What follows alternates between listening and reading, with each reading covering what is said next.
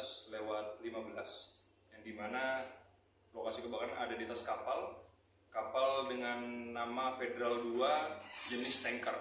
Jenis tanker itu terjadi sedang ada pengerjaan di dalam tangkinya, dan disitulah muncul awal apinya, yang dimana dalam tangki tersebut sedang ada pengerjaan ataupun perbaikan oleh karyawan. Seperti itu.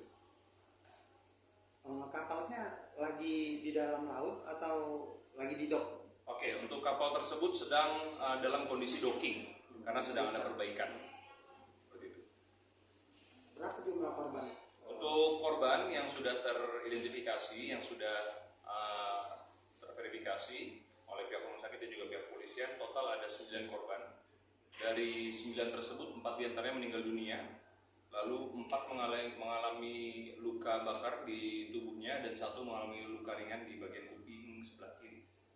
Izin komandan, saya dengar kan korbannya bertambah lagi, yang luka atas nama Upik sudah berpulang sekarang. Ya.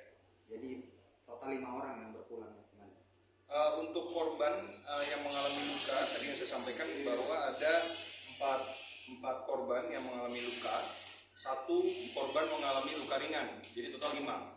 Upik tersebut termasuk dalam yang mengalami luka di sekujur tubuhnya. Tapi saya dengar kabar katanya dia sudah berpulang. Bukan berpulang, tapi dirujuk ke RSBP. Artinya yang bukan meninggal kan? Bukan meninggal, tapi dirujuk. Udah kondisi selamat sampai sekarang. Dirujuk ke RSBP dari sebelumnya di Rumah Sakit Mutiara ID.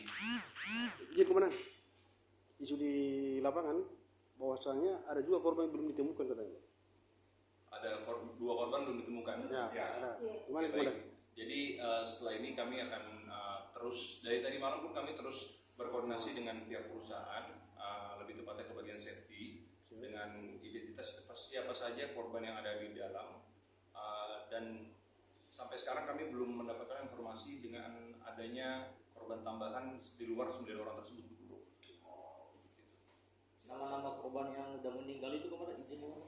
Untuk korban meninggal dunia atas nama Gunawan Sinulingga, atas nama Herman Syahputra, atas nama Berkat Setiawan Bulo, dan atas nama Janu Arius Silaban. Janu Arius Silaban ini merupakan korban yang terakhir dievakuasi, korban ke-9.